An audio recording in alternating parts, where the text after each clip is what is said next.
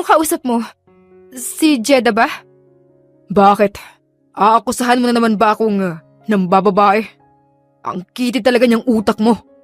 Pati best friend mong si Jeda. Paghihinalaan mo ba? Defensive na wika ni Tyrone nang mahuli siya ni Antoinette na kanyang asawa na kinakausap ang best friend nito. Bakit ka galit? Nagtatanong lang naman ako Ayusin mo kasi, yung tanong mo. Maayos naman yung tanong ko Tyrone. Bakit ba sa tuwing tatanungin kita kung nag-uusap kayo ng kaibigan ko, palagi kang galit? Puro na lang kasi siya, ang bukang bibig mo. Nakakainis ka na. Nakakarindi ka na minsan. Puro ka pangingialam sa buhay ko. Hindi mo nga ako mabigyan ng anak sa 5 taon nating pagsasama Anong magagawa ko kung ayaw talagang bumuo, Tyrone? Tanggalin mo na lang yung lecheng mattress mo. Wala rin namang kwenta yan Sinusubukan ko naman ang lahat Nagpapacheck up na ako sa doktor. Iniinom ko na rin ang mga gamot na sinasuggest nila. Anong magagawa natin kung wala? Natin? Wala akong problema. Ikaw, yung may problema sa atin. Yung katawan mo ang may problema. Saka nga pala, in-invite ko si Jeda na mag-dinner sa atin. Magpapagabi ka ba mamaya? Hindi. Sasama ako sa dinner niyo mamaya. Nangunot ang noo ni Antoinette. Madalas kasing gabing umuwi ang asawa niya. Nagulat siya nang banggitin nito na mapapaaga siyang umuwi dahil lang naman nalaman nito na kasama ang kanyang matalik na kaibigan sa dinner nila. Sumapit ang gabi, hindi makatulog si Antoinette kahit na ano pang pagpupumilit niya sa kanyang sarili. Napansin niya ang pag-uga ng kanilang kama, palatandaan na babangon ang kanyang asawang si Tyrone. Narinig niya ang yapak na papalayo, ngunit pinanatili ng babae na magkunwaring tulog. Hanggang sa ang kanyang pagkukunwari ay tuluyang naging totoo dahil sa paghihintay muli sa yapak ni Tyrone, ngunit hindi iyon nangyari hanggang hilahin siya ng antok. Kinaumagahan, nagising si Antoinette ng maaga pa para paghandaan ng almusal at baon ang asawa para sa kanyang trabaho. Saan ka pupunta? Hindi ka ba mag-aalmusal? Hindi mo ba kukunin tong binalot kong baon para sa'yo? Pwede ba, Antoinette? Nakita mo na nga nagmamadali na ako Itapon mo na lang yung pagkain na yan at ikaw kumain mag-isa. Nakakasawa mga niluluto mo. Puro pa ulit-ulit. At kung hindi maalat, ay wala namang lasa. Mabuti pa yung kaibigan mong si Jeda. Kapag dadalaw doon sa site namin, ay may dalang ulam. Mas masarap ba magluto kaysa sa'yo? Dismayadong wika ng asawa at nagmamadaling lumabas sa bahay nila. Hindi maiwasang magtaka ni Antoinette nang banggitin ng asawa na dinadalahan ito ng pagkain ni Jeda. Hindi man niya gustong maghinala sa asawa, ngunit pakiramdam niya ay binibigyan siya ng rason ni Tyrone na maghinala base sa mga kinikilos nito. Walang magawa si Antoinette kung hindi kainin ang sariling niluto. Ang iba naman ay pinamigay niya sa kapitbahay. Naku, Antoinette, kung ako sa'yo, hiwalayan mo na lang niyang asawa mo. Gumigising ka ng maaga para lang ipagluto siya. Tapos, ito ang gagawin niya sa'yo. At saka, anong maalat o walang lasa itong niluluto mo? Ay, ang sarap kaya. Ang sabihin mo ay hindi lang talaga marunong mag-appreciate yung asawa mong babaero. Nagbago na po si Tyrone. Hindi na po siya ng bababae. At saka, paiba-iba naman po kasi ang taste ng tao sa putahe na niluluto. Ay, yan ang hirap sa'yo. Sobrang bait mo, kaya ka naabuso ng asawa mo eh. Ay, ewan ko nga kung ano ba yung mata ng asawa mo. Bulag ba siya? Ang ganda-ganda mong babae tapos mambababae lang. Nako, huwag na po kayong ma-stress. Hayaan mo, kapag malaman ko at may ebidensya lang ako na meron siyang babae, hihiwalayan ko po siya. Kita na. Inamin mo rin na may hinala ka na may babae ang asawa mo. Ay, hanggat maaga pa. Humanap ka na ng ebidensya para maiwan mo na yung siraulong yon. Isang ngiti at tango lamang ang tanging tugon ni Antoinette bago magpaalam sa matandang kapitbahay niya. Nang makarating siya sa bahay niya, labag man sa loob ay nag-isip siya ng plano kung paano mahuhuli sa akto ang kanyang asawa at best friend. Matagal nang naghihinala si Antoinette pero sinawalang bahala lamang niya iyon dahil iniisip niya na hindi iyon kayang gawin ng dalawa. Ngunit habang tumatagal ay mas lalong lumalaki ang pagdududa niya sa dalawa. Napatingin si Antoinette sa CCTV ng kanilang bahay. Mabigat ang loob na chinek niya iyon. Habang ginagawa niya iyon ay napansin niyang naka-disabled pala ang CCTV.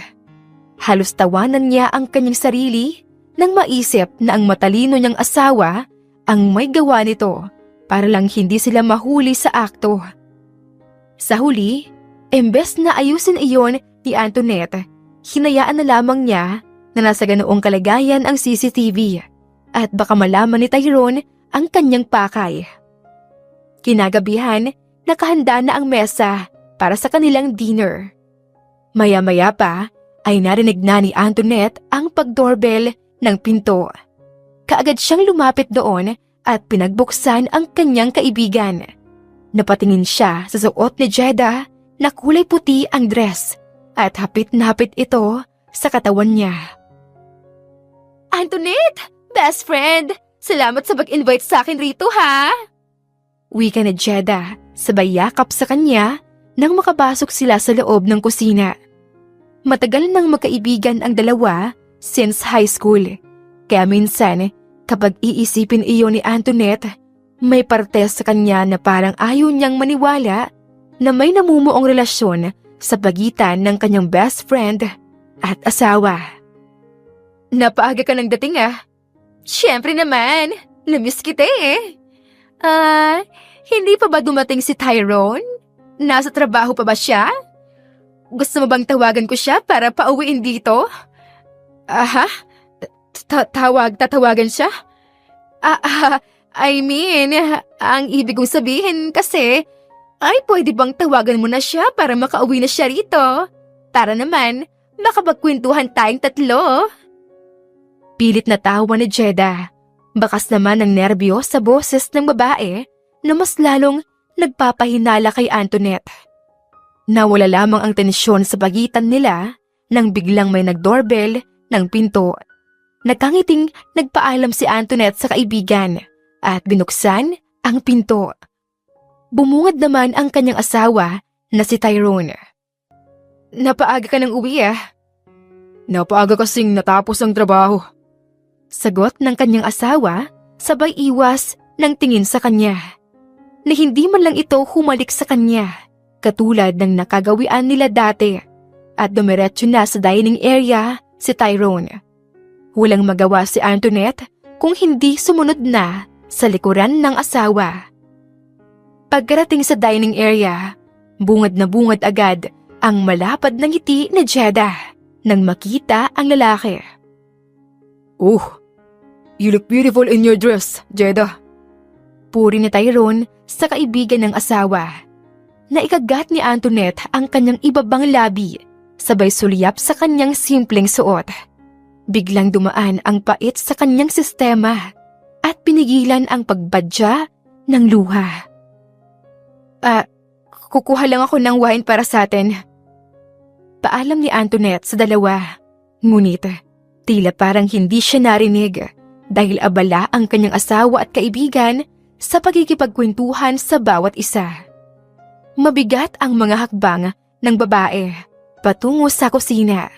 Kinuha niya ang 3 wine glass at nilagyan ng alak. Ngunit, lingid sa kaalaman ng kanyang asawa at kaibigan, nilagyan ni Antoinette ng lipstick ang wine glass ng dalawa upang makumpirma ang kanyang hinala. Ginawa niya ito sa pamamagitan ng maingat na pagkuskus ng lipstick sa gilid ng wine glass nang hindi kapansin-pansin.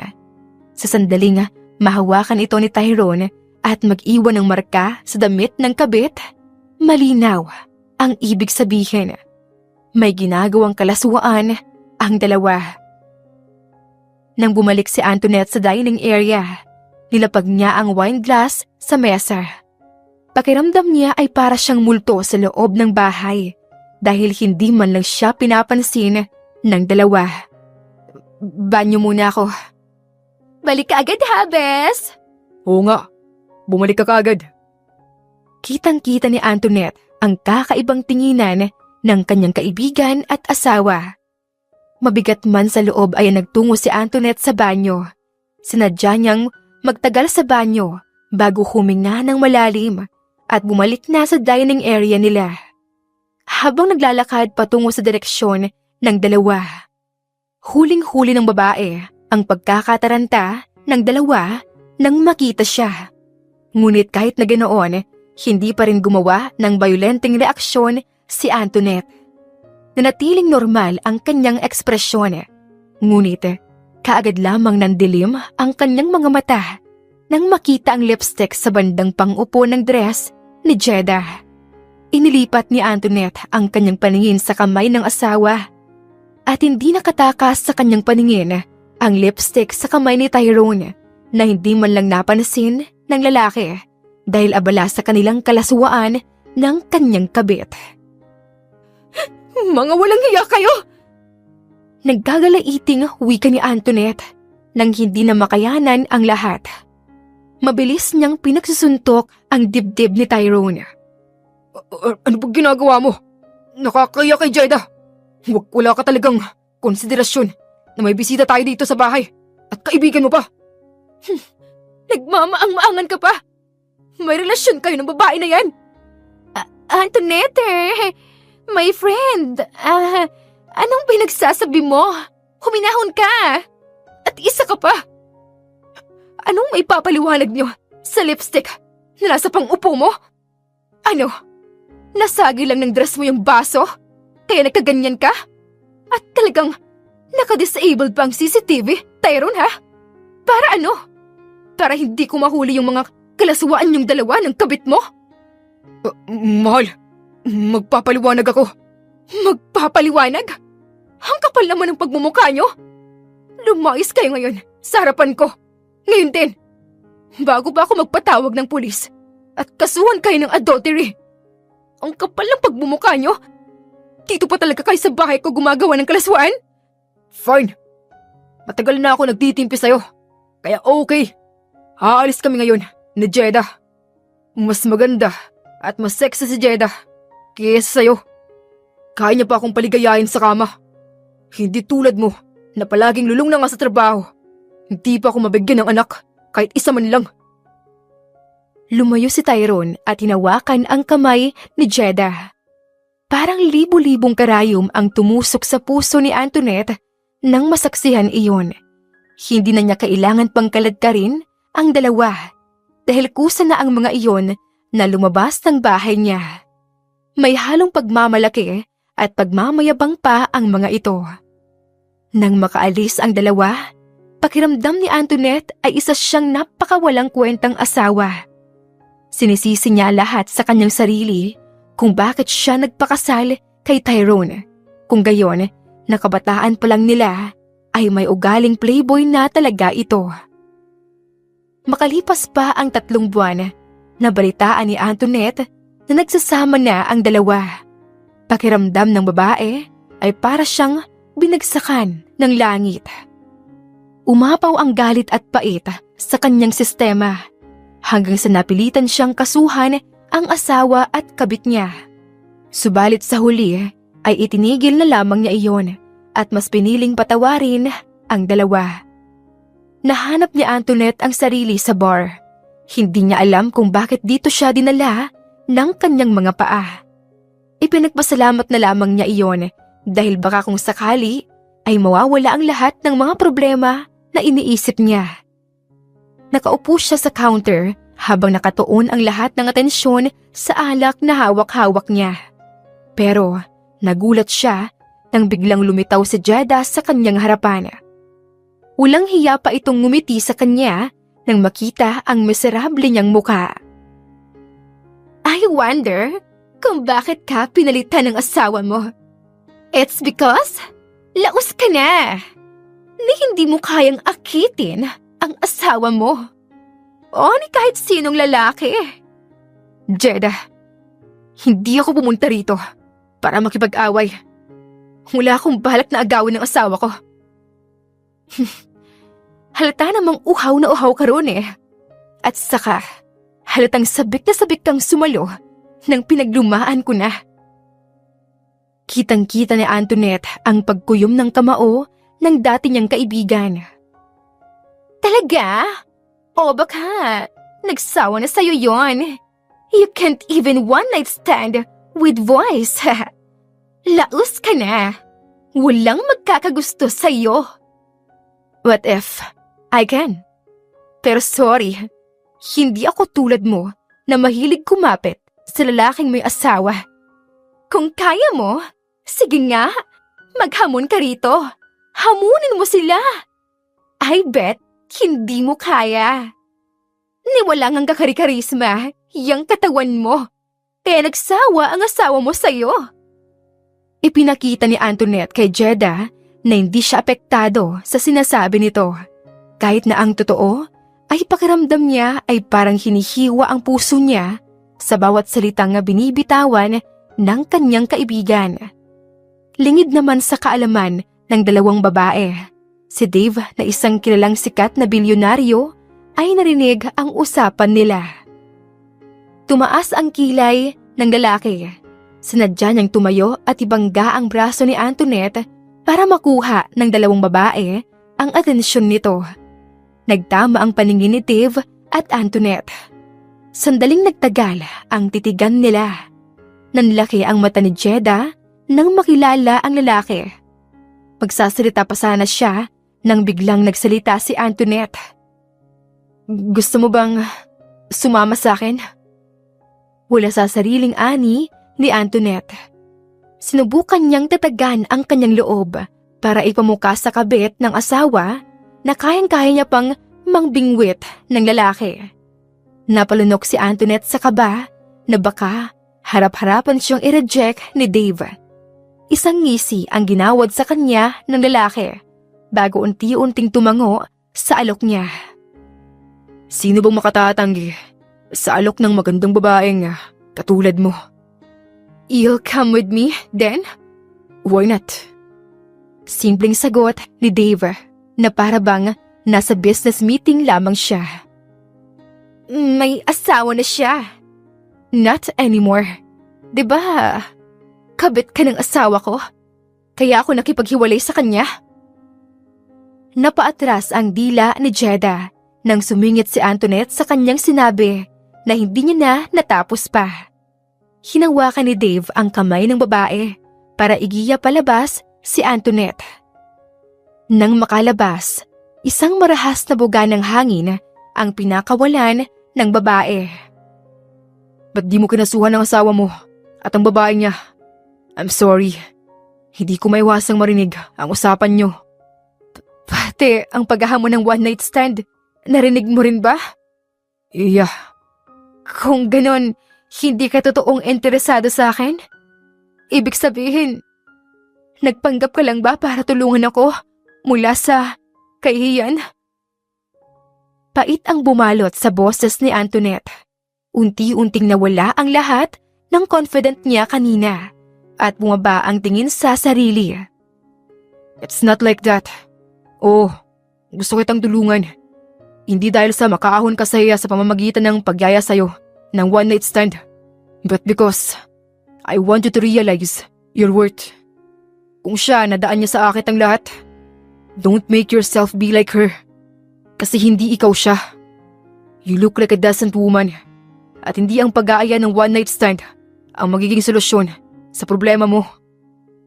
Pues, hindi ko kailangan ng tulong mo sa pamamagitan ng pagpapanggap mo na interesado ka sa akin.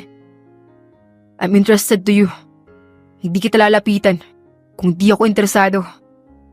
Nilapitan mo ako kasi naaawa ka lang sa akin. Lalo na't narinig mo ang usapan namin ng kabit ng asawa ko. Paano ka ba? Seryoso akong niyaya kang makipag one night stand. You are just telling me that dahil naaawa ka sa akin. Hindi na natapos ang sasabihin ni Antoinette nang biglang hinila ni Dave ang kanyang batok at siniil ng halik. Hindi makagalaw ang babae sa gulat. Bago pa man siya mawala sa tamang wisyo sa nakakalasing na halik ng estranghero, narinig niya ang pagagikgik ni Jeda at Tyrone papunta sa kanilang direksyon. Kitang-kita mula sa kanyang peripheral vision na natigilan ang dalawa habang nakatingin kay Dave na hinahalikan si Antoinette. Dumaan ang pait sa sistema ng babae, kaya kinuha niya ang pagkakataon para ipamuka sa dating kaibigan at asawa niya na hindi siya apektado sa presensya ng dalawa. Tumugon si Antoinette sa mainit na halik ni Dave. Tyrone, wait! Saan ka pupunta? Huwag mo kong iwan dito! Sigaw ni Jeda nang biglang kumalas si Tyrone sa pagkakahawak sa kanyang bewang at mainit ang ulong iniwan siya. Sa kabila ng kaalaman ni Antoinette na hindi na nanonood ang dating kaibigan at asawa, hindi pa rin niya hiniwalayan ang labi ni Dave. Pero nagulat siya nang naunang kumalas ang lalaki sa pagitan ng halikan nila. Bakit ka tumigil? I respect you. Sagot ni Dave na para bang iyon ang tamang sagot sa tanong ni Antoinette sa kanya. Hindi na nagawa pang sumagot ng babae nang hawakan ng lalaki ang kanyang kamay at ipinagbuksan ng pinto ng sasakyan. Get in. Saan tayo pupunta? Ihatid kita sa bahay mo. Paano ang one night stand? Katulad ng sabi ko, nirerespeto kita. Hindi one night stand ang sagot sa problema mo. Ayokong umuwi ng bahay. Let's go somewhere then. Sasamahan kita. Saan mo gustong pumunta? Sa lugar mo? Wala akong bahay. Kondo lang. Eh di sa kondo mo? Hindi pwede. Bakit? Baka hindi ko mapigilan ang sarili ko at magawa talaga natin ang inaalok mo sa bar. Kahit mag one night stand man tayo, hindi naman ako magkakaanak. Kaya huwag ka mag-alala. Walang agrabyado kapag may mangyayari. It's not like that. I respect you. Pagsaluhan mo natin ang init ng katawan, hindi pa rin magbabago na niloko ka ng asawa mo. Masamang tingin na bumaling si Antoinette kay Dave dahil sa sinabi nito. At pinapamukha mo pa talaga sa akin? Because that is the reality. Kahit na mag one night stand tayo ngayon, hindi magbabago na niloko ka ng asawa mo. Look, I'm sorry if my words are being too harsh. Pero ayoko lang isipin na kapag may nanloko sa'yo, ay manloloko ka na rin. The heck? Sino namang niloloko? Wala akong niloloko. Sarili mo. Huwag mong hayaan na lamunin ng pait ang lahat ng sistema mo at makagawa ka ng mga bagay na hindi maganda. One night stand is not the solution to your problem. If you want na maging peaceful ka, kasuhan mo ang kabit at asawa mo. They deserve a proper revenge. Ginawa ko na yan. Pero hindi ko tinuloy dahil hindi ko kaya. Bakit? Mahal mo pa ba ang asawa mo? Hindi. Dahil gusto ko sa mas mahirap na paraan sila magdusa. Anong ibig mong sabihin? Higit na mas mayaman ako sa asawa ko. Kayang-kaya ko silang pabagsakin hanggang sa maghirap silang dalawa. You think it will help to satisfy you kapag hinayaan mong iyong emosyon na magdesisyon para sa'yo? Bakit? Sila naman nang unang nanakit sa akin Eh di mo nanakit din ako sa paraang alam ko. Sa tingin mo ba magiging masaya ka kapag gagawin mo ang bagay na yan? Kapag sila ay masaya tapos ikaw ay nalulunod sa galit? Anong ibig mong sabihin? Napatawarin ko sila? Forgiveness takes time. Hindi natin mapipilit ang ating sarili na magpatawad ka agad. Ang ibig kong sabihin, hayaan mo ang batas na maggaganti para sa'yo. Nandiyan naman ang batas. Pwede mo silang kasuhan. Naging tahimik ang biyahe ng dalawa. Hindi nakapagsalita si Antoinette sa sinabi ng estranghero sa kanya. Hanggang sa natigil ang kotse sa harap ng kondo at nahanap na lamang ng babae na nasa loob na siya ng room ni Dave. Ano nga pala ang pangalan mo at trabaho mo? I'm Dave, and I am a businessman. Bakit mag-isa ka lang dito? Bakit? Gusto mo ba akong samahan? Ano gagawin natin dito ngayon? Ikaw, what do you want? Gusto mo bang manood? Mag-usap hanggang sa gumaan ang loob mo. Kung gusto mo, tulungan kitang maghanap ng abogado para kasuhan ng asawa at kabit niya. Nahiwalayin mo na ba yung asawa mo? Nakapag-file ka na ba ng annulment? Hindi pa. Di ka pa nakapag-file ng annulment? Hell no! Anong gusto mo? Maging masaya sila kapag hihiwalayin ko na yung asawa ko? Pwes, manigas sila. Hindi ko sila bibigyan ng kalayaang dalawa. Pwede mo silang kasuhan. Ayoko. Mabilis lang. At makakalabas na agad sila sa kulungan. Ayokong gawing simple lang ang buhay nila, no? Akala nila, di porket tumatahimik ako sa gilid, ay hahayaan ko silang magsaya. Hindi pwedeng ako lang ang magdusa sa amin. And it's okay for you to live your life like this? Full of bitterness and pain? Hindi ba mas okay na palayain mo ang sarili mo sa galit? As long as they are happy, hindi ako mapapanatag. Palamigin mo muna yung ulo mo. Gusto mo ba ng kape? Juice? Anything? Bakit mo ako tinutulungan? Bakit hindi? Bigyan mo ako ng rason kung bakit hindi kita dapat tulungan. Hindi mo na ako dapat tulungan. I feel insulted by what you did. Nag-alok ka ng one night stand tapos malalaman ko na pagpapanggap lang pala yun? Sinabi ko na sa'yo ang rason ko. Hindi ba ako kaakit-akit katulad ng kabit ng asawa ko? Mukha na ba akong laos para mapilitan kang tulungan ako? Desperadong tanong ni Antoinette. Ramdam na ramdam niya ang panliliit niya sa sarili habang tinatanong iyon kay Dave. Ang lalaki naman ay biglang napatiimbagang. Kung ano ang paniniwala ng babae, taligwas naman iyon sa iniisip ni Dave.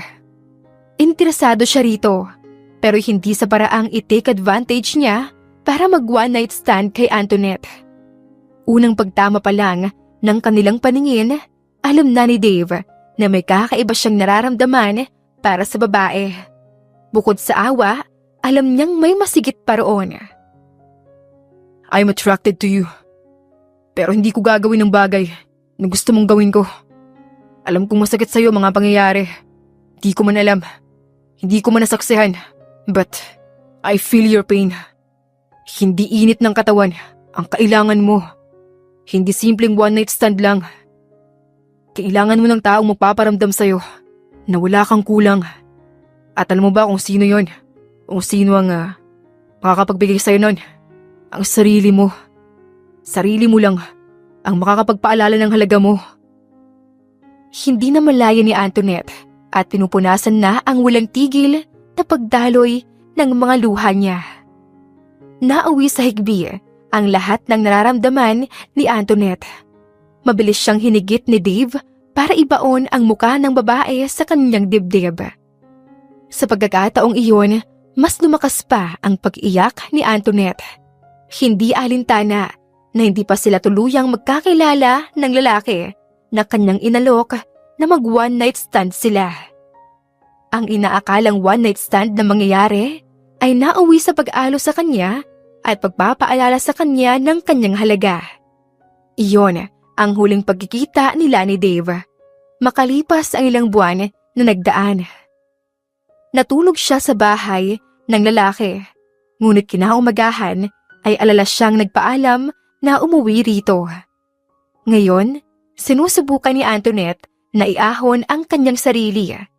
Ang naisip niyang unang hakbang ay ibebenta ang bahay kung saan ang dating tinitirahan nila ng kanyang asawa.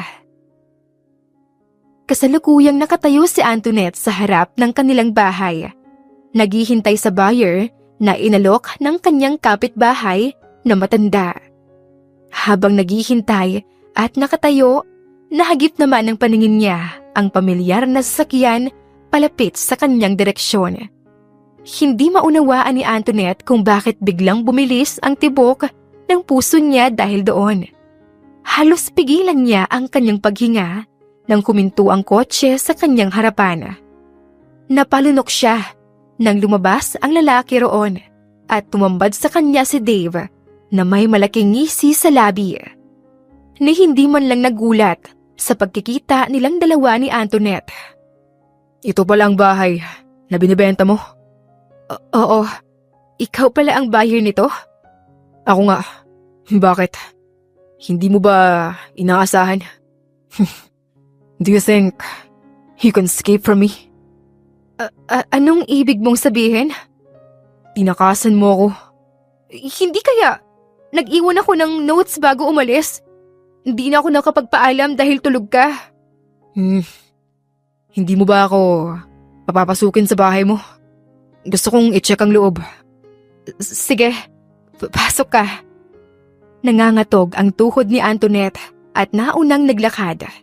Hindi niya alam kung bakit bigla siyang nakaramdam ng mabigat na tensyon. Iniisip niya kung ibang buyer ang kaharap niya ay hindi siya makakaramdam ng ganito. Habang naglalakad, ramdam naman ni Antoinette ang pagsunod ni Dave sa kanyang likuran. Saan mo gustong maunang tignan? Kahit saan. Unahin natin ang kusina. Uwi ka nito at hindi man lang makatingin ng diretsyo sa mga mata ni Dave. Nang makarating sa kusina, hinarap ng babae ang lalaki na wala sa bahay ang buong atensyon kung hindi sa kanya. Ito yung kusina. Malapad naman to at simple lang. Bakit mo ibebenta tong bahay? Gusto kong magkaroon ng panibagong buhay. Masyadong malaki ang bahay para sa akin. Inaamin kong nalulungkot ako rito. Marami ring mapait na alaala ang nagpapaalala sa akin dito sa bahay na to. And this is not healthy for me anymore. Di bibisitahin kita rito paminsan-minsan. Huwag na. Aalis lang din naman ako rito kapag bibilihin mo na to. Saan ka naman titira kung ganun? Maghahanap pa ako. Yung maliit lang at pwedeng-pwede sa isang tao lang. Napaatras si Antoinette nang biglang humakbang si Dave palapit sa kanya. Pareho silang titig na titig sa isa't isa. Mga matang puno ng tensyon. Hanggang sa namalaya na lamang ng babae na nabangga na ang kanyang likod sa kitchen sink at wala na siyang espasyo na pag-aatrasan. Halos kapusin naman sa paghinga ang babae nang ikulong siya ng lalaki sa bisig nito. Huwag mong pilitin ang sarili mo na makalimot ka agad. It takes time. Embrace what you feel, but don't let yourself get too attached. Kailangan mo ring bumangon. Pero sa ngayon, hindi mo kailangan pilitin. Kusa mo yang mararamdaman. Anong ibig mong sabihin? Gusto ko lang naman ibenta yung bahay. Wala naman akong sinasabi na pinipilit kong sarili ko na makalimot. You can't fool me. Nagsisinungaling man yung bibig mo, pero hindi kaya magsinungaling ng mga mata mo. Pinipilit mo lang ang sarili mo na makalimot. Kung hindi ko pipilitin ang sarili ko, hanggang kailan ako maghihintay para makalimot? Tutulungan kita until you finally forget your bastard husband. Ano namang gagawin mo? Napapikit bigla si Antoinette nang isang marahang paghalik sa noo ang ginawad sa kanya ni Dave. May kung anong kiliti sa tiyan ang kanyang biglang naramdaman. Well, see. Nakangising wika pa ni Dave. Nagsimula na ulit iikot ng babae si Dave sa loob ng bahay hanggang sa makarating sila sa kwarto nila. Kwarto niyo to? Oo, pero hindi na ako natutulog rito. Sa guest room na ako natutulog. Patanggal natin tong kama kung ganun. And maybe, mga closet. Linisin natin ng bait ng alaala mo rito. Anong pinagsasabi mo riyan? Di na kailangan. Aalis din naman ako rito. Hindi kita hahayaan. What? Bakit? Hindi mo na ba bibilihin tong bahay? Kung nagbago ng isip mo, pwede akong humanap ng bagong buyer para dito. Wala akong sinabi na hindi ko bibilihin tong bahay. Kumain ka na ba? Ipaghahanda na lang kita rito. Pwede rin ba akong matulog dito? Bakit? Sa kondo mo? Doon na lang ako matutulog sa kwarto niyo ng asawa mo. In fact, nandun ang mga damit ko sa sasakyan. Anytime, pwede na kitang bayaran at makatira na rito. Ang bilis naman. Teka, hindi pa ako prepare. Hindi pa nga ako nakakapaghanap ng matitirhan ko. Hindi naman kita pinapalayas ah. Pwede rin tumira muna tayong dalawa dito. Walang kaso sa akin. Pag-iisipan ko. Bumaba na muna tayo. Paghahandaan na lang kita ng makakain. Kung hindi ka komportable, doon ka na lang sa kondo ko. Pag-iisipan ko rin. Sure, take your time. Nakangising wika pa ni Dave kay Antoinette. Bumaba ang dalawa sa palapag hanggang sa makarating sila sa kusina. Nagulat pa ang babae nang naunang nagbukas pa si Dave ng ref at hinalughog pa ang nasa loob nun. Anong ginagawa mo? Tutulungan kita sa pagluluto. Huwag na. Ako na lang dyan. Bakit? Babae lang ba ang pwedeng magluto? Masanay na akong palaging nagluluto. Kaya maupo ka na nga lang dyan. Ako na magluluto. Kung ang asawa mo ay hindi ka pinaglulutuan o tulungan ka sa pagluluto, pues, ibahin mo ako. Sa lubong ang kilay, nagwika pa ni Dave. Hindi niya alam kung bakit labis na lamang ang pag-aalala at pag-aalaga niya sa babae. Lalo na't nung una nilang kita sa bar ay hindi na maalis sa isip niya si Antoinette. Hanggang sa naisipan niyang imbestigahan ang babae. Noong nalaman niya sa kanyang detective na naghahanap ng buyer si Antoinette, kaagad niyang kinuha ang oportunidad para makalapit sa babae. Anong gusto mong kainin at lutuin natin? Kahit ano na lang. Kaunti na rin pala ang laman ng refrigerator mo. Gusto mo bang bumili tayo ng mga stocks mamaya? Wika ni Dave nang mapansin na halos wala ng laman ang ref ni Antoinette. Nagulat ang babae sa alok nito. Alam niyang hindi pa niya masyadong kilala si Dave at ngayon pa lang ang kanilang ikalawang beses na pagkikita. Pero hindi niya alam kung bakit magaan ang loob niya rito. Ako na lang ang bibili mamaya. Samahan na kita. May kotse naman ako. Bahala ka. Ang tanging nasabi na lang ni Antoinette.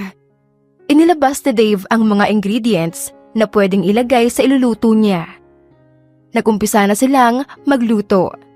Agad namang tumulong ang babae sa paghihiwa ng ingredients. Ang lalaki naman ay abala sa paghihiwa ng manok na natatanging stock na meron sa ref. Ilang taon na kayo ng asawa mo? Tanong ni Dave habang naglulugay ng sabaw at ingredients sa kaldero. Samantalang nakahalukip-kip lamang si Antoinette sa counter at nanunood sa kanya dahil hindi siya nito hinahayaang tumulong pagkatapos maghiwa ng ingredients. 5 years na. Matagal ka rin palang nagdiis. Tumatango-tangong wika ni Dave kahit ang totoo ay alam niya rin dahil nakalap niya ito sa kanyang pag-iimbestiga sa buhay ni Antoinette. Okay naman ang relasyon namin dati. Bigla siyang nagbago noong humihingi siya sa akin ng anak. Kahit na anong subok namin, hindi talaga makabuo. Tapos ang pangangabit ang naging solusyon niya? Siguro. Hindi rin siguro ako naging mabuting asawa sa kanya. Hindi siguro sapat sa kanya lahat ng mga ginagawa ko. Hindi lang talaga siya makontento. Ang taong hindi makontento ay talagang hahanap at hahanap ng iba. If you think you did all your best na salbahin ang relasyon niyo, pero kapag siya ay nadala sa temptasyon, kahit sapat na bagay na ang gawin natin para sa taong mahal natin, hindi pa rin magiging sapat kung hindi sila kontento. Bakit ka ganyan magsalita? Nagmahal ka na ba at niloko noon? Minsan, hindi naman natin kailangan maranasan para makarelate tayo sa kwento ng isang tao. You can use your observations and senses para mamulat ka sa mga ganyang bagay. Pero, hindi ka ba nagkaroon ng karelasyon dati? Nagkaroon naman, pero hindi rin nagtatagal. Bakit naman? Napapansin ko kaya lang nila ako minamahal. Dahil mayaman ako. They just want my money, hindi yung pagmamahal. Posible bang magbago ang isang tao? Depende sa tao. Pero hindi rin natin sila mapipilit kung ayaw nilang magbago. Kung sa bagay, may punto ka. Kapag ayaw, ayaw talaga. Oh, luto na. Kumain na tayo. Wika ni Dave nang maluto na ang ulam nila. Kaagad namang tumayo si Antoinette para tulungan ang lalaki sa paglalapag ng mga plato sa hapag. Samantala, abala si Dave sa paglilipat ng ulam sa mangkok para sa kanilang dalawa. Hindi naging awkward ang usapan nila habang kumakain. Bagkus ay magaan pa ang loob nila habang nag-open up ng mga saloobin at kanilang opinyon. Pagkatapos kumain, si Antoinette na ang naghugas ng mga pinagkainan nila, habang si Dave naman ang nagliligpit ng hapag at nagpupunas ng mesa. Ilagay na lang muna natin sa kwarto ang mga gamit mo. Wika ni Antoinette nang kinukuha ng lalaki ang mga gamit sa loob ng kotse nito. Bahagya pang nagulat si Antoinette dahil noong una, inakala niya na nagbibiro lamang si Dave. Ngunit sa huli ay wala siyang magawa kundi ay patirahin muna ang lalaki sa bahay niya habang maghahanap pa siya ng kanyang pwedeng titirahan. Nang matapos ilagay ang lahat ng mga gamit, nagkayayaan ang dalawa na mamili ng mga stocks para ilagay sa ref. Habang nagtutulak ng cart ang babae, nakasunod naman si Dave sa kanyang likuran. Napalingon bigla ang babae nang biglang tumunog ang cellphone ng lalaki. Sasagutin ko lang yung tawag. Babalik ako rito. Sige, maglilipot-lipot lang ako rito. Maya-maya pa, umalis na si Dave para sagutin ang tawag. Muling ibinalik ni Antoinette ang kanyang atensyon sa pagpipili ng mga pagkain para ilagay niya sa ref. Abala siya sa paglalakad at pagtutulak ng cart nang magulat siya nang may biglang bumangga sa cart niya. Napatingin siya kay Jeda na dati niyang kaibigan na sinadyang ibangga ang cart niya. Oh, small world. Nagkita na naman tayo. Huwag mo akong pangunahan, Jeda. Wala akong panahong makipag-asaran sa'yo. Bakit parang hindi yata magandang timpla mo? Nanditiri siguro sa'yo ang naka-one night stand mo, no? Sa bagay, hindi ko siya masisisi kung bakit nagbago ang takbo ng isip niya. At akala mo rin naman, no? Isang bilyonaryo pa talaga ang nabingwit mo? Kung pinatulan ka man, kawawa ka naman. Ginawa ka lang para usan. Ikaw pa talaga nagsabi niyan? Huwag mong hintay na maipon lahat ng galit ko sa inyo. At baka hindi niyo magugustuhan ang gagawin ko sa inyo. Inatakot mo ba ako? Akala mo ba matatakot ako sa'yo? Kitang-kita ni Antoinette ang pagdaan ng takot at kaba sa mata ng dating kaibigan. Ngunit kaagad din itong nawala at napalitan ng lakas ng loob. Hindi maiwasang mapangisi ni Antoinette. Hindi kita tinatakot. Kung akala niyong dalawa, sumusuko na ako, pues, nagkakamali kayo.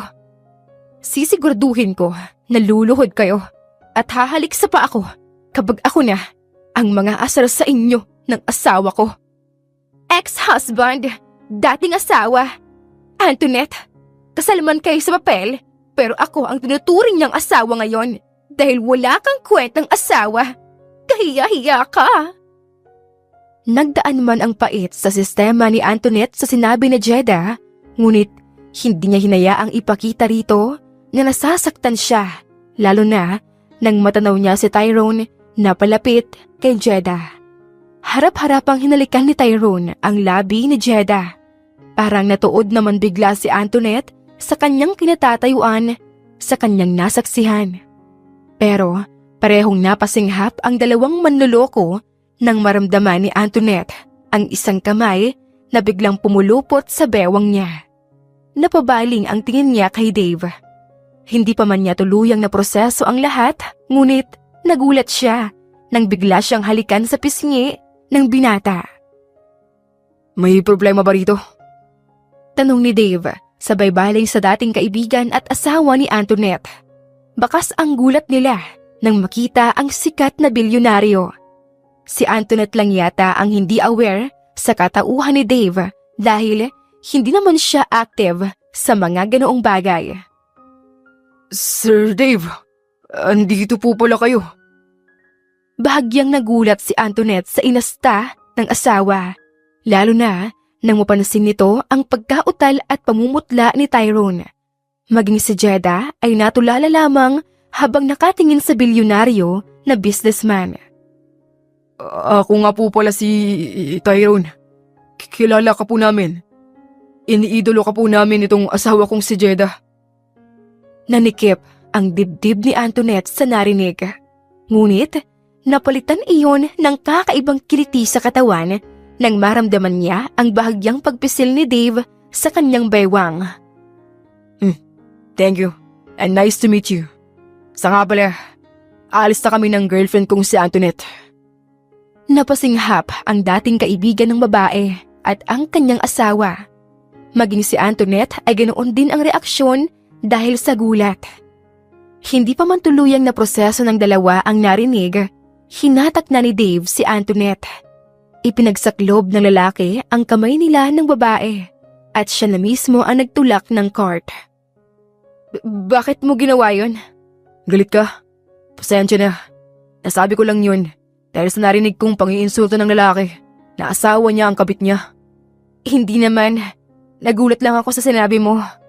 Let's don't mind them. Mamili na lang tayo ng mga dapat nating bilhin. Isang tango ang naging tugon ni Antoinette. Nagsimula na ang dalawa na bumili ng mga stocks sa bahay. Nga pala, bala kong umalis mamaya. Hahanap ako ng matitirhan, kahit pang renta lang muna. Uwi ka nito habang nag-a-arrange sa ref ng mga pinamili nila ni Dave. I told you, pwede kang tumira dito. Ano ka ba? Ibinenta ko na sa'yo to tapos makikita na rin pala ako? It doesn't matter to me. Maghahanap pa rin ako ng lugar na titirhan. Samahan na kita. Wag na. Kaya ko namang mag-isa. At saka, baka gagabihin din ako ng uwi. Bakit naman? Didiretso ako sa bar. Bakit? Anong gagawin mo ron? Iinom malamang. Tapos uuwi na agad para matulog. Mabilis ako makatulog kapag nakainom. Bakit hindi ka na lang dito uminom kung ganun? Mas maganda sa bar, no? Ang tagal ko na rin hindi nakapag-bar simula nang magsama kami ni Tyrone. Is that your solution? Para makalimot sa problema? Pakiramdam mo ba ay makakatulong ang alak sa problema mo? Maaaring makalimutan mo ng isang gabi kapag lasing ka. Pero kinabukasan ay babalik pa rin yan. Minsan lang naman to. Mamaya, may iwan na muna kita mamaya ha. Ikaw na bahala sa bahay. Hindi na nagsalita pa si Dave. Nang matapos sila sa ginagawa, inayos na ni Antoinette ang sarili para umalis. Sigurado ka bang ayaw mong may kasama? Napairap ang babae sa narinig. Kanina pa kasi panay pangungulit sa kanya ng lalaki. Hanggang sa nasa labas na siya ng bahay ay parang buntot na naman si Dave na nakasunod sa kanyang likuran. Ayos lang nga. Ang kulit mo naman. Uuwi rin naman ako kaagad. Sigurado ka? Siguradong sigurado ako. Narinig pa ni Antoinette ang pagprotesta ni Dave, ngunit natawa na lamang siya at nagpaalam sa lalaki. Napahawak ang babae sa kanyang sentido. Ilang apartment, hotels, at kahit simpleng paupahan na ang kanyang pinuntahan ay halos isa lang ang sagot sa kanya. Iyon ay, wala na silang bakanting kwarto o room. May available pa po ba kayong room? Halos mabuhayan si Antoinette nang biglang tumango ang matandang babae na nagmamay-ari ng maliit na paupahan. Opo naman, ma'am. Kaso, okay lang po ba sa inyo kung Maliit lang ang space niya. Naku, Lola. Okay na okay po sa akin. Sandali lang. Tatawagin ko lang yung pamangkin ko. Ipapalinis ko sa kanya yung magiging kwarto mo. Tinawag nga ng matandang babae ang kanyang pamangkin. Kitang-kita ni Antoinette kung paano siya tignan ng pamangkin ng matanda. Maya-maya pa ay napansin ng babae ang pagbulong ng bata sa matandang babae. Kitang-kita ni Antoinette kung paano mangunot ang noo ng matanda at halatang gulat ang reaksyon. Pagkatapos ng bulungan, nagkunwari ang matanda na napatingin sa kanyang maliit na papel na hawak-hawak. Pasensya na po, ma'am. Wala na pala kaming bakanting room dito. Meron palang natutulog na room sa sinasabi ko sa'yo. Sabi ng pamangkin ko. Sa iba na lang po kayo. Nagulat si Antoinette nang hindi pa man siya nakasagot nang bigla siyang sarahan ng matanda ng pinto. Napakamot ng ulo ang babae sa pagkalito. Hanggang sa nakarating na siya sa bar ay hindi pa rin maialis sa isipan niya ang mga pangyayari. Halos lahat ng may-ari ng hotel, apartment o paupahan ay tinanggihan siya.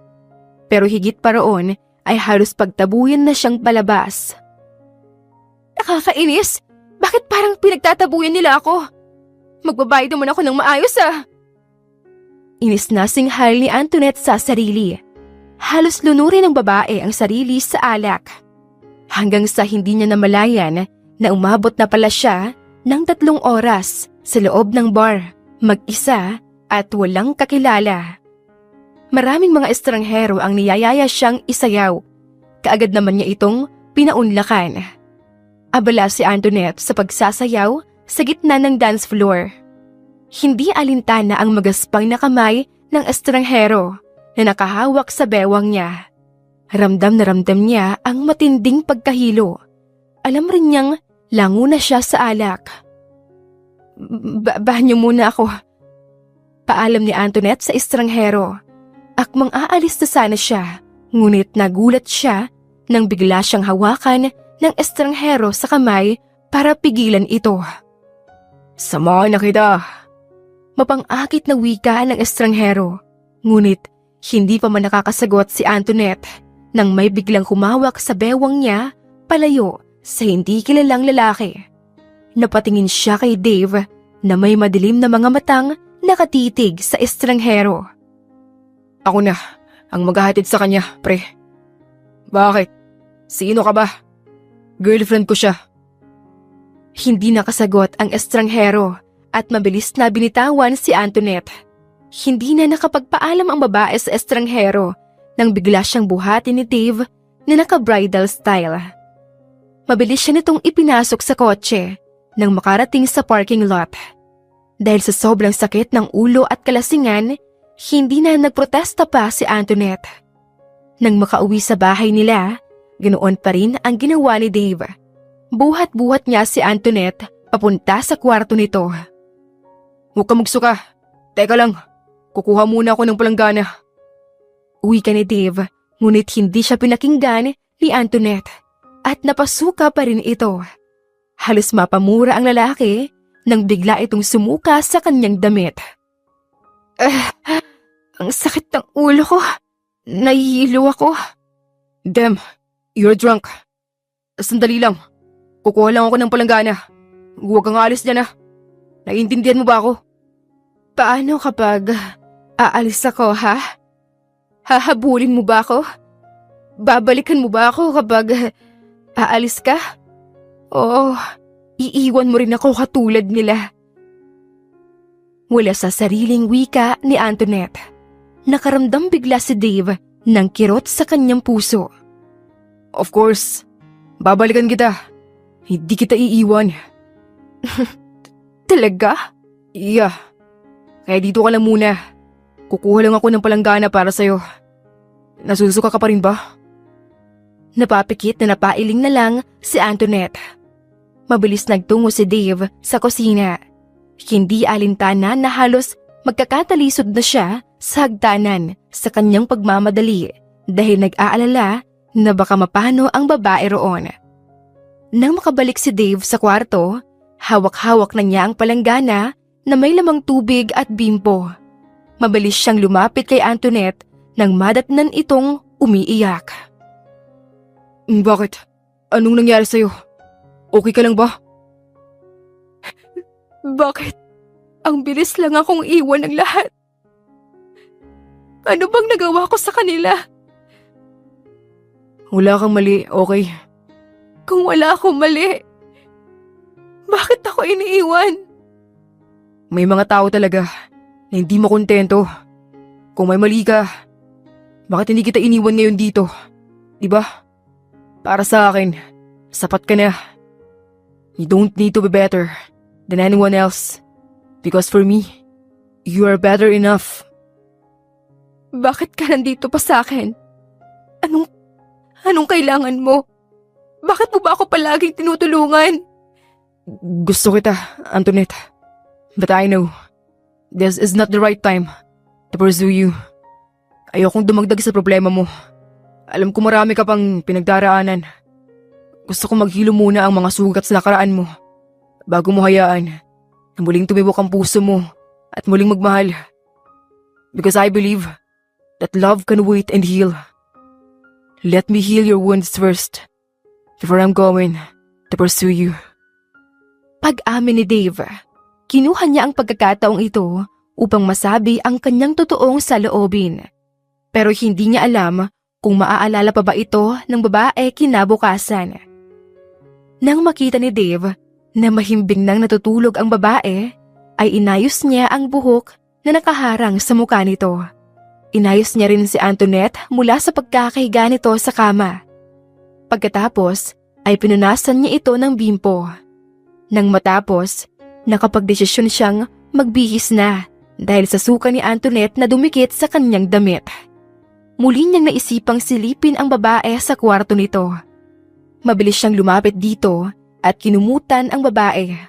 Ngunit akmang aalis na sana siya nang biglang hinuli ng babae ang kanyang kamay. Aalis ka? Hindi ako aalis. Dito ka lang. Huwag mo akong iwan. Sa kwarto lang ako. Akala ko ba hindi mo ko iiwan? Dito ka lang sa akin. Matulog ka na.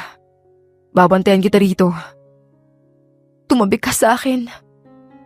Nag-aalinlangan man ay tumabi pa rin si Dave sa babae.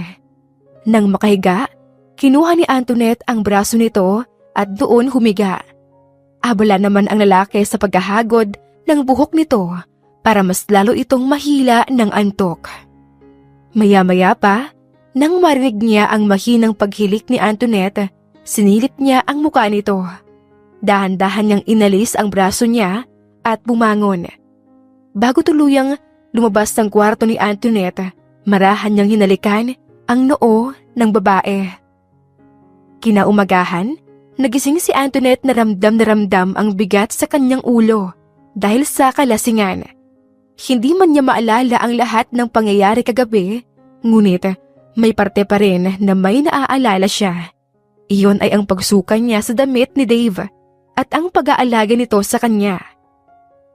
Nang makababa siya sa hagdan, nadatnan niya ang lalaki na nagluluto. Pasensya ka na kagabi. Ayos lang yun. Pero sana, hindi na mauulit yun ah. Muntikan ka ng mabastos ng lalaki kagabi. Wala pa akong mahanap na mapapasukan na bahay sa ngayon. Puro kasi bakante lahat. Kaya makikitira na lang muna ako rito. Pwede ba? Kahit dito ka pa tumira sa ngayon, o habang buhay. Hindi naman pwede yon. Binili mo tapos makikitira pa rin ako rito? I don't mind. Gusto ko nga may kasama ako rito eh. Sigurado ka ba? Hindi ba nakakahiya? Walang problema sa akin yun. Itinago ni Dave ang ngisi sa kanyang labi.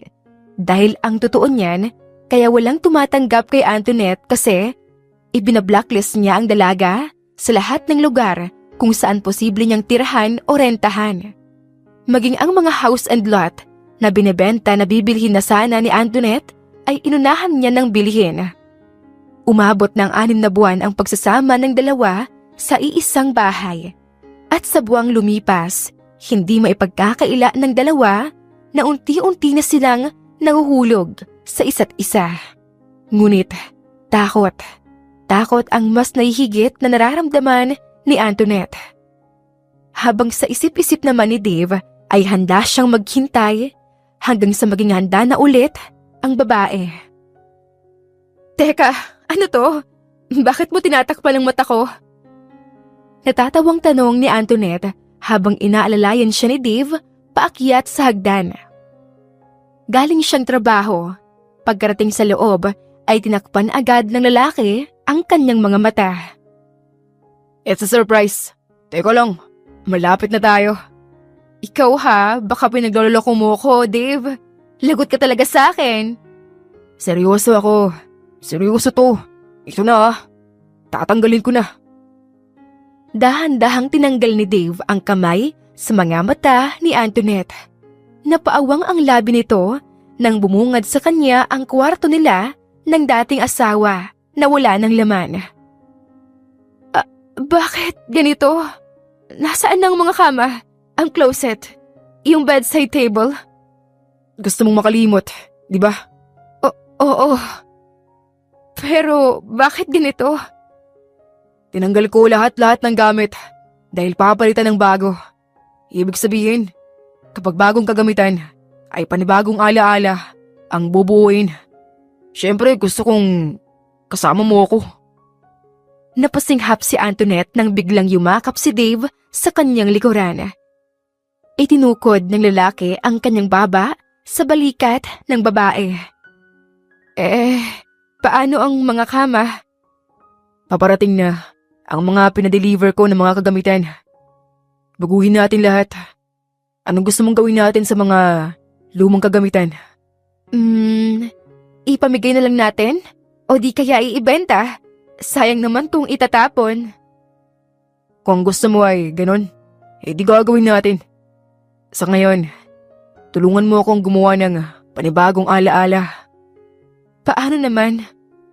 Pipintahan natin ang pader. Kumalas si Dave mula sa pagkakayakap kay Antoinette.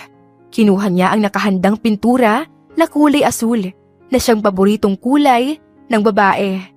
Nagsimulang magpinta ang dalawa. Hindi alintana ang mga pintura na tumatalsik sa kanilang damit. Ano ba, Dave? Tawa ni Antoinette nang biglang ipahid ni Dave sa kanya ang pinta sa mukha niya. Ang seryoso mo kasi habang nagpipinta yan. Hindi ka ba masaya? Siyempre masaya. Bakit ganyan ang reaksyon mo kung ganun? Nagpo-focus kasi ako. Tignan mo nga yung pinipinta ko kaysa sa'yo.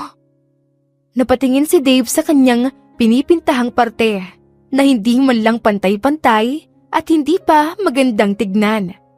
Habang ang kay Antoinette naman ay sobrang linis ng pagdaan ng pinta sa pader. Wala man lang makikitang kapintasan dito. Ang daya naman. Bakit ganyan yung sayo? Sira ata tong brush ko. Magpalit nga tayo. Reklamo ni Dave. Nagpalit nga ang dalawa ng brush.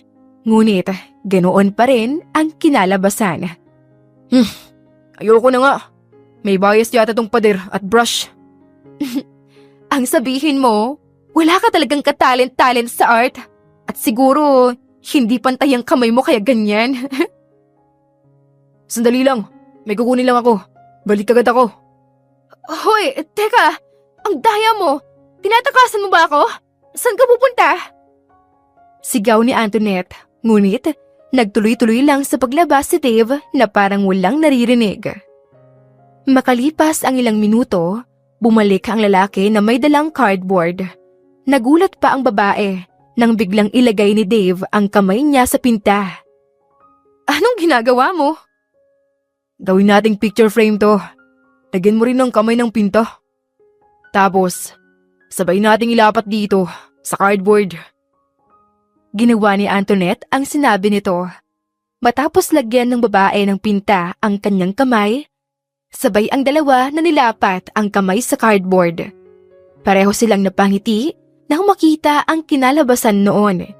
Kitang-kita roon ang pagkakaiba ng size ng palad nilang dalawa. Ang liit ng kamay mo. Pasensya na ha, masyado kasing malaki ang palad mo. It's cute though. I like it. I love it. Ang ganda nga tignan. Uy, lagyan pa natin ng design. Narinig niya ang pagdaing ni Dave. Natawa siya nang makita ang nagpoprotestang mukha nito na tila hindi sang-ayon sa suggestion ng babae. Bakit? Ikaw na nga nagsabi na hindi ako magaling sa art. Imbes na maganda yan at simple. Baka magmukha pang marumi yan. Tuturuan kita sa gagawin mo. Ako na lang bahala sa iba. Hindi nila namalayan na nasa ibang gawain na pala natoon ang kanilang atensyon. Kaya hindi nila natapos ang pagpipinta sa kwarto dahil iba ang ginawa nila. Ang ginawa ng dalawa ay inutos na lang sa mga tauhan ni Dave na ipagpatuloy ang kanilang ginagawang dalawa. Ang ganda, kaso amoy pintura. Natatawang wika ni Antoinette habang pinapasadahan ng tingin ang kabuuan ng kwarto. Natoon ang atensyon niya sa picture frame na nakasabit kung saan makikita ang kanilang palad. Sabi ng mga tauhan ko, ilang araw pa bago mawala yung amoy ng pinta. Pwedeng doon ka muna sa kwarto ko matulog. Tabi tayo. As if naman na hindi tayo nagtabi noon nung nalasing ako sa bar. Ibang usapan naman yun.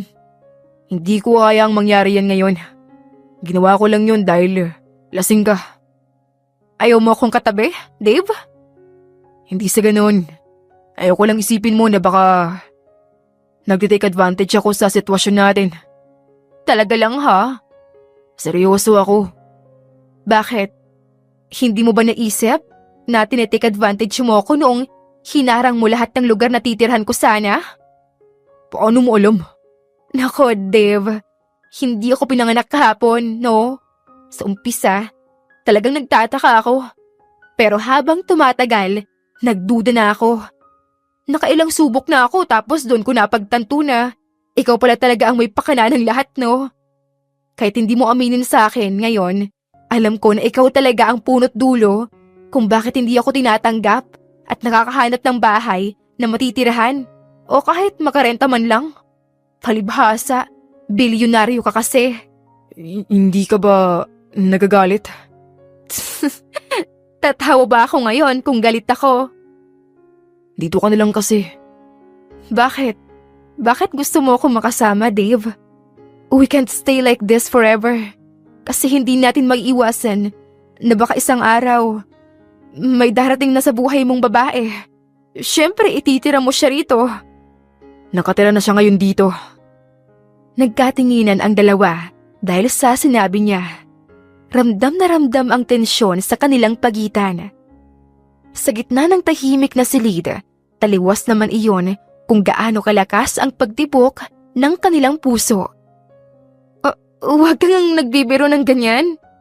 Hindi ako nagbibiro sa'yo, Antoinette. May asawa na ako, Dave. File annulment, then.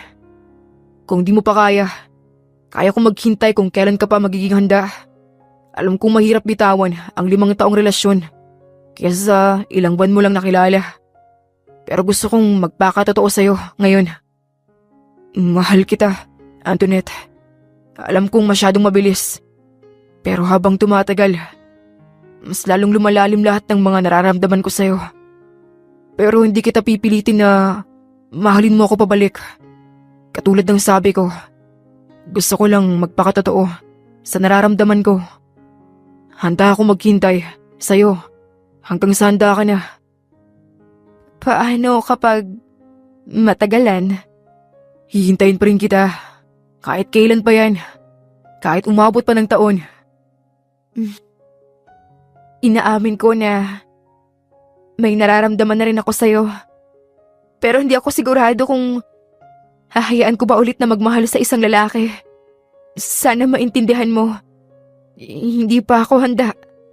Hindi ko pa alam kung kailan ulit ako magiging handa. Don't pressure yourself, okay? I can't wait. Maghihintay pa rin ako sa'yo. Thank you, Dave.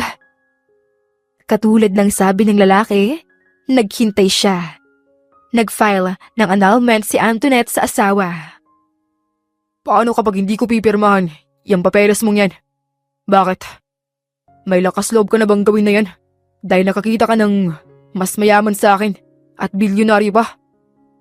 Wika ng asawa ni Antoinette nang magkaharap sila ni Tyrone. Walang kinalaman dito si Dave, kaya wag mo siyang isasali dito. Tayo lang ang may problema rito. Bigyan mo ako ng 1 milyon. Handa akong pirmahan yan. Ang kapal naman ng mukha mo.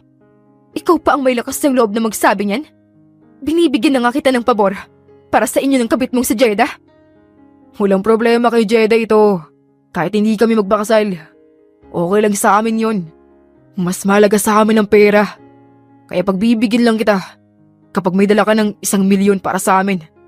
1 milyon kapalit ng pirma. Antoinette, sobrang simple lang. Idedemanda kita. Meron ka bang ebidensya? Oo, marami. Paano naman ang ebidensya namin na may relasyon kayo ni Dave? Wala kami relasyon ni Dave. Imposibleng wala kayong relasyon. Gayong nagsasama pala kayo sa iisang bubong. Ang bilis mo nga rin eh. Matapos mo kong hiwalayan, ilang araw lang may kasintahan ka na agad. Huwag mong idamay si Dave sa usapan. Paano kaya kung kidnapin kita? Ano kaya ang magiging reaksyon niya? Nagulat si Antoinette nang biglang lumabas si Jeda kasama ang maraming lalaki.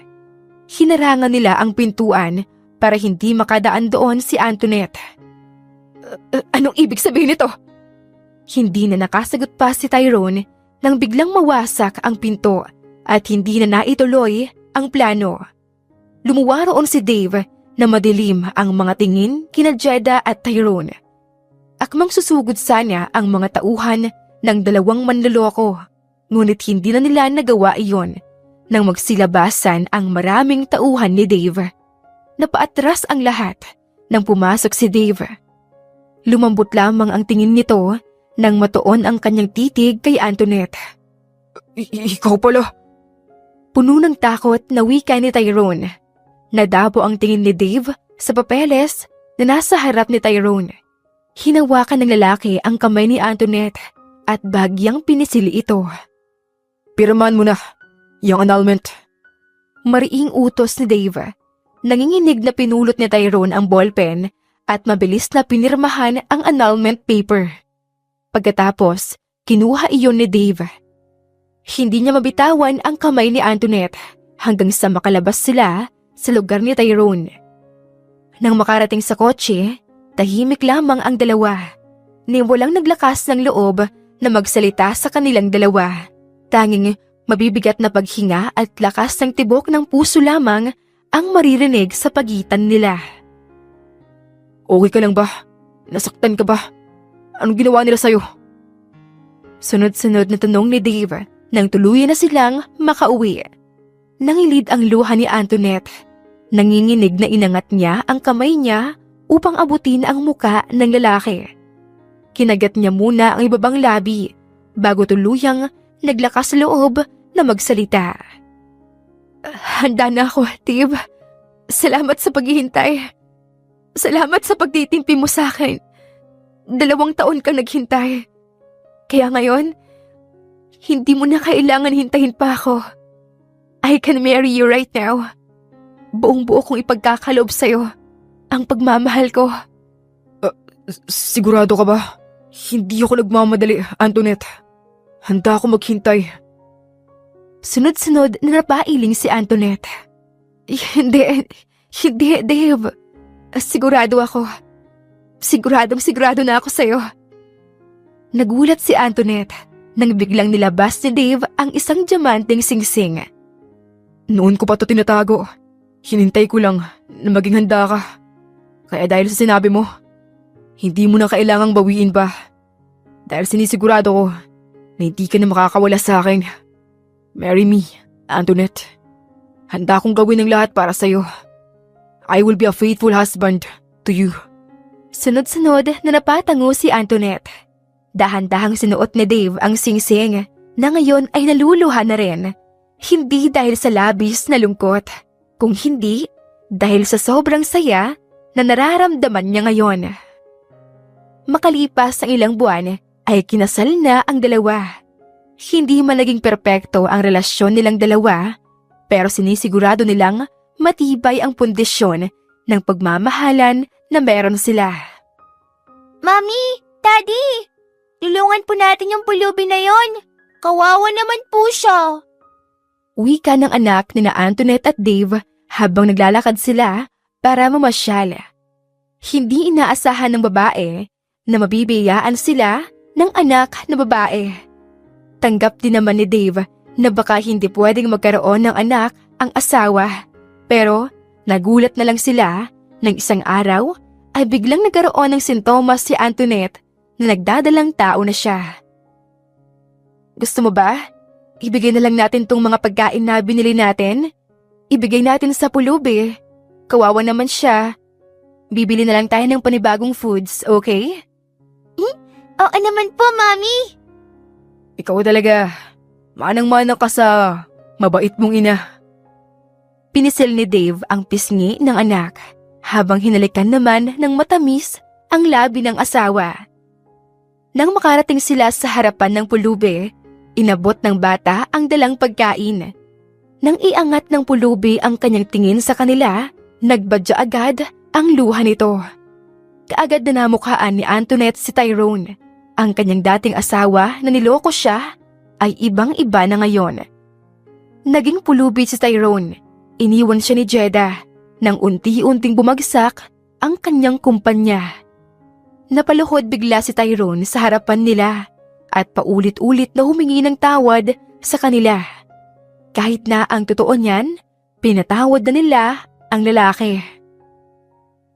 Sa dami ng pagsubok at dagok ng buhay na dumating kay Antoinette, niloko man siya ng dating asawa at kaibigan, nahanap naman niya si Dave, ang lalaking tunay na nagmahal sa kanya sa kabila ng kanyang nakaraan. Wakas. Maraming salamat po sa inyong pakikinig. Kung nagustuhan mo ang kwento, please leave a like, comment, share, and subscribe to my YouTube channel. Maraming salamat po!